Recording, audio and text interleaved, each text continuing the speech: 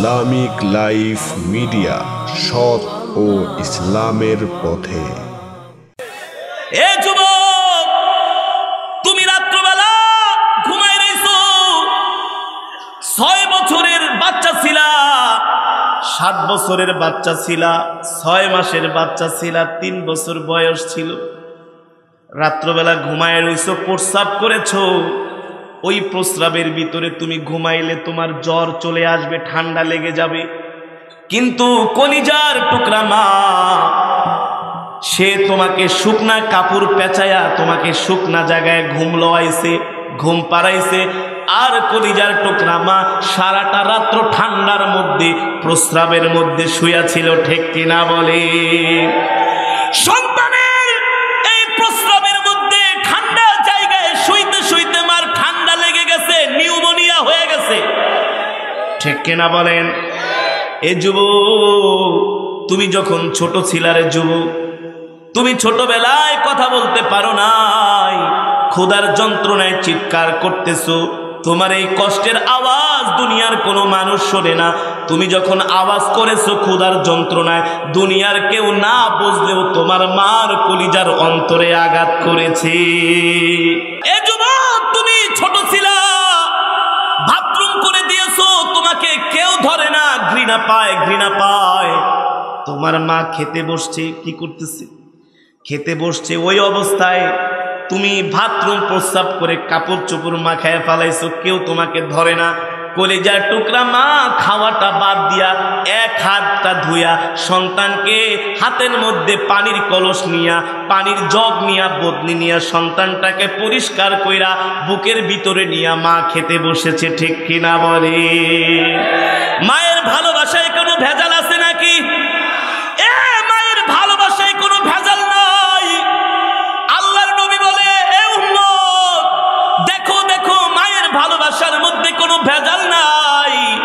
কিন্তু এই মায়ের চাইতো আল্লাহ তাআলা তোমাদেরকে আরো 90 গুণ ভালোবাসে। কত গুণ? আল্লাহ তাআলার ভালোবাসার 1% শুধু দুনিয়ার মানুষের মাঝে বন্টন করে দিছে, আর 90 গুণ ভালোবাসা আল্লাহ তাআলা বান্দার জন্য জমা করে রাখছে। আল্লাহু আকবার। তার চাইতে তার মানে হলো মা বাবার চাইতে আল্লাহ তাআলা বান্দাকে বেশি ভালোবাসে, ঠিক কিনা বলেন? আল্লাহর নবী যুদ্ধে গেছেন, যুদ্ধে মুসলমানদের সাথে কাফেরদের সাথে যুদ্ধ লেগে গেছে। একজন কাফের মহিলা, অমুসলিম মহিলা, তার বাচ্চা হারায় গেছে যুদ্ধের ময়দানে আইসা। মা পেরেশান হয়ে গেছে, যুদ্ধের ময়দানে পাগলের মতো দৌড়াইতেছে। ছোট ছোট বাচ্চাদেরকে পেলেই বুকের ভিতরে নিয়ে চুমু খায় আর আদর করে। কি করে? এই দৃশ্যটা নবীজি দেখছেন। কে? নবীজি দেখতেছেন একজন অমুসলিম মা তার বাচ্চাকে হারায়া পাগলের মতো হয়ে গেছে। যুদ্ধের এই মাথা থেকে ওই মাথায় যায়, ওই মাথা থেকে ওই মাথায় যায় সন্তানকে খোঁজার জন্য। যাকে পায় তাকে ধইরা চুমা দিয়া বুকের ভিতরে জড়ায় নেয়। যখন চেহারার দিকে তাকায় দেখে তার সন্তান না, আবার অন্যদিকে দৌড় শুরু করে পাগলের মতো, ঠিক কিনা বলেন? মা এমন করে সন্তানকে ভালোবাসে কি বাসে না? জোরে বলেন। আল্লাহর নবী সাহাবীদেরকে বলে, তাকায় দেখো এই মাটার দিকে, মা কেমন করতেছে সন্তানের জন্য। সাহাবায়ে কেরাম বলে, গো আল্লাহর নবী, এই মাটা তো সন্তানের জন্য পাগল হয়ে গেছে। আল্লাহর নবী বলে, আল্লাহর ইজ্জতের কসম, আল্লাহর জাতের কসম, ওই মা তার সন্তানকে যেমন ভালোবাসে এর চাইতে আরো 70,000 গুণ আল্লাহ তাআলা তার বান্দাকে ভালোবাসে। সুবহানাল্লাহ, জোরে বলেন। কে ভালোবাসে? এই কারণে আল্লাহ বলছেন, ইয়া আইয়ুহাল ইনসানু মা গাররাকা বিরাব্বিকাল কারীম আল্লাযী খালাকাকা ফাসাওয়াকা ফাআদালাক ফি আইয়ি সূরাতিন মা শাআ রাক্কাবাক। আল্লাহ বলে, এ বান্দা, দুনিয়ার এমন কোন শক্তি আমার থেকে তোকে দূরে সরায় নিল? এ বান্দা, তোর তো কোনো অস্তিত্ব ছিল না, আমি আল্লাহ তোকে অস্তিত্ববান করেছি। ফি আইয়ি সূরাতিন মা শাআ রাক্কাবাক, আমি আল্লাহ যেমন করে চেয়েছি তোকে সুন্দর করে বানাইছি, সুন্দর একটা চেহারা দিছি, এ বান্দা আমি তোকে সুন্দর একটা দেহ দিছি, সুন্দর একটা শরীর দিছি, আমি আল্লাহ তোকে এত সুন্দর সুঠাম দেহ দিয়েছি, তোকে দেখলে মানুষ তোর প্রশংসা করে, বলে তুই দেখতে অনেক সুন্দর। আমি আল্লাহ তোকে এমন একটা বডি দিয়েছি, আমি আল্লাহ তোকে এমন দুইটা হাত দিয়েছি, আমি আল্লাহ চাইলে তোর একটা হাত আমি বিকলাঙ্গ করে দিতে পারতাম। আল্লাহ বলে এ বান্দা আমি আল্লাহ তোকে দুইটা চোখ দান করেছি, আমি আল্লাহ চাইলে তোকে দুইটা চোখ নাও দিতে পারতাম। ঠিক কিনা বলেন? আল্লাহ বলে আমি তোকে কথা বলার জন্য একটা জবান দিয়েছি, আমি আল্লাহ চাইলে তোর বাক শক্তিকে আমি আল্লাহ নির্বাক করে দিতে পারতাম, কথা বলতে পারতি না। আল্লাহ বলে বান্দারে চোখ দিলাম, হাত দিলাম, কথা বলার জন্য জবান দিলাম। যেই আল্লাহ কথা বলার জন্য জবান দিল, এই আল্লাহর কথা বলার শক্তি পায়া, আল্লাহর কথা বলার জবান পায়া আজকে এই মুখ দিয়ে আমরা আল্লাহর বিরুদ্ধে কথা বলি। ঠিক কিনা বলি? বলি কি বলি না? বাংলার জমিনে এমনও মুসলমান আছে আল্লাহর কোরআনের বিরুদ্ধে কথা বলে, ইসলামের বিরুদ্ধে কথা বলে, নবীর বিরুদ্ধে কথা বলে, হজের বিরুদ্ধে কথা বলে, ইসলামী বিধানের বিরুদ্ধে কথা বলে। বলে কি বলে না? জোরে বলেন। বাংলাদেশে একটা নাস্তিক আছে, নাম হইল শাহরিয়ার কবির। নাম কি? প্রতিটা নিয়ত দেখবেন শুধু টকশোর মধ্যে বসলেই কোরআনের বিরুদ্ধে কথা, ইসলামের বিরুদ্ধে কথা। এই যে সে কথাগুলো বলতেছে, এই জবান তাকে কে দিয়েছেন? জোরে বলেন। আল্লাহ দিয়েছেন। এই বাংলার জমিনে একজন মহিলা ছিল, মুসলিম মহিলা, নাম কত সুন্দর, তসলিমা নাসরিন। নাম শুনছেন না?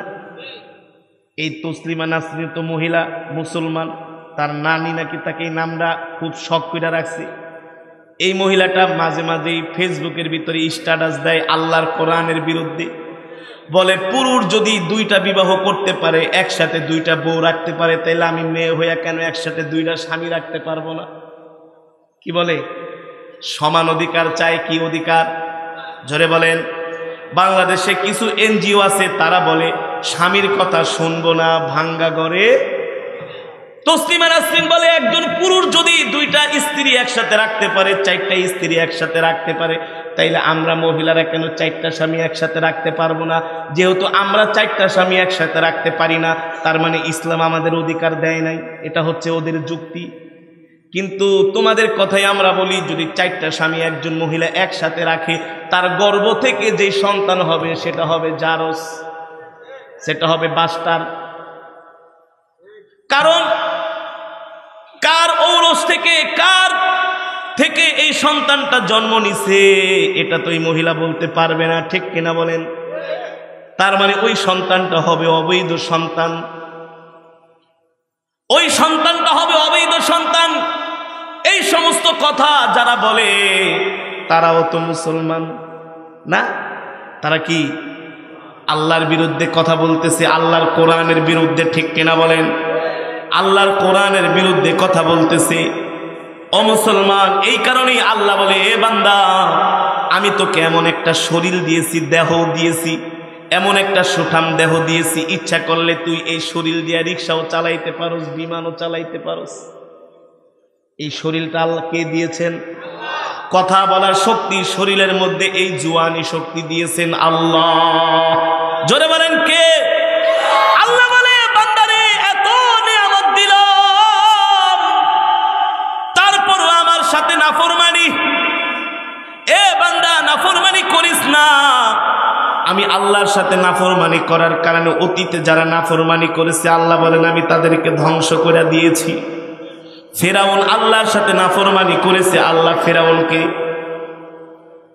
আবু জেহেল আছে, আল্লাহ আবু জেহেল আল্লাহর সাথে নাফরমানি করেছে, আল্লাহ আবু জেহেল এমন ধ্বংস করা করেছে, পৃথিবীর জমিনে আবু জেহেল এমন ঘৃণিত হয়ে গেছে, আবু জেহেলের নামে কোনো মানুষ তার সন্তানের নাম পর্যন্ত রাখতে চায় না। এ যুবক, কথাগুলো ভালো করে খেয়াল করো। আল্লাহ তোমাকে 60 বছরের জিন্দেগি এমনি দেয় নাই রে, আল্লাহর গোলামি করার জন্য দিয়েছেন। ঠিক কিনা বলেন? আল্লাহ তোমাকে দুনিয়ার জমিনে পাঠাইছে, আর তুমি আল্লাহর প্রতিনিধি।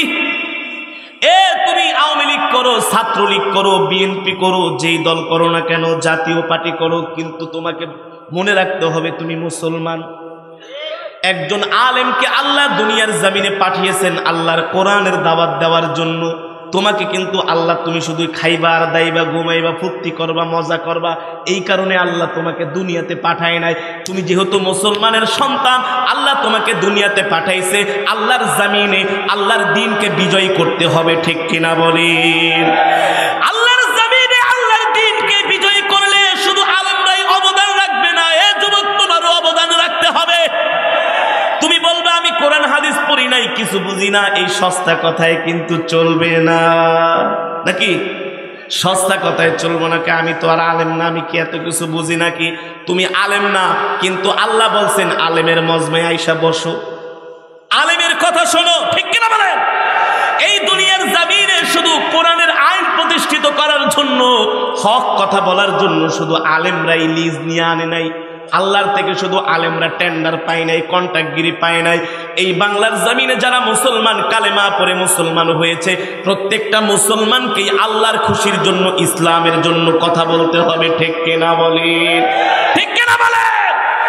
এদেশের যারা অন্য অন্য দলের রাজনীতি করে, তারা মনে করে আমরা কিছুই জানি না, আল্লাহ আমাদেরকে জিজ্ঞেস করবে না। আল্লাহ বলবে না না না, কেন জানোস নাই? আমি আল্লাহ তোদেরকে মেধা দিয়েছি, বুদ্ধি দিয়েছি, ডক্টরেট করছস, পিএইচডি করেছস, এত বড় অর্থনীতিবিদ ছিলি, রাজনীতিবিদ ছিলি, সমাজের রাজনীতি করছস, বিচার আচার করছস, আর আমার দিন মানুষ নাই।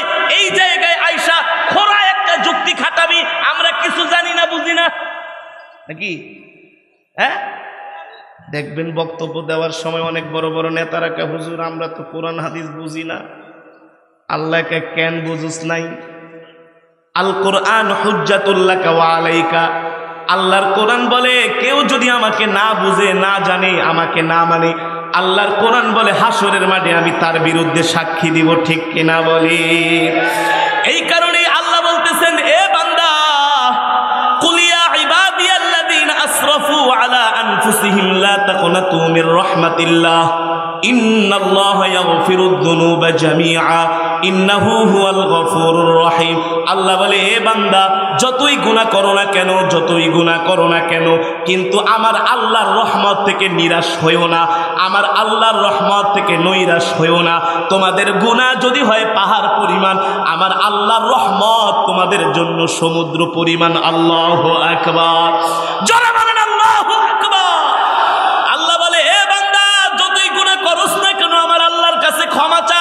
কি কর? জোরে বলেন। আল্লাহ আবার ক্ষমা চাওয়ার পদ্ধতিও আল্লাহ কোরআনে শিখাইয়া দিছে, বুঝেন না? খালি কইবেন হুজুর আল্লাহ আমি তো কোরআন হাদিস পড়ি নাই। আল্লাহ বলল আমি তো বুঝাইয়া দিছি, কোরআনে দেখাই দিছি কেমনে ক্ষমা চাবি। আল্লাহ বলেন, রব্বানা যালামনা আনফুসানা ওয়া ইল্লাম তাগফির লানা ওয়া তারহামনা লানাকুনান্না মিনাল খাসিরিন, ঠিক কিনা বলে? আল্লাহ বলবে, গুনাহ করছস, নাফরমানি করছস, কি হইছে? আমার আল্লাহর কাছে দোয়া কর। কি কর? বলো, রব্বানা, হে প্রভু, যালামনা, নিজের উপর জুলুম করেছি, আনফুসানা, নিজের নফসের উপর জুলুম করেছি। আল্লাহ তুমি যদি আমাদেরকে ক্ষমা না করো, তাহলে আমাদের ধ্বংস ছাড়া কোনো উপায় নাই, ঠিক কিনা বলে? এ কারণে গুনাহ যতই করো না কেন, ক্ষমা চাইতে হবে কার কাছে? যারা বলেন আল্লাহর কাছে ক্ষমা চাইতে হবে। শুধু মনে করলা গুনাহ কইরা জীবনটাকে বরবাদ কইরা দিছি, মনে হয় আল্লাহ মাফ করবে না। না বান্দা, তুমি যতই গুনাহ করো না কেন, আল্লাহ তোমাকে মাফ করার জন্য আল্লাহ রেডি হয়ে আছে, ঠিক কিনা বলেন?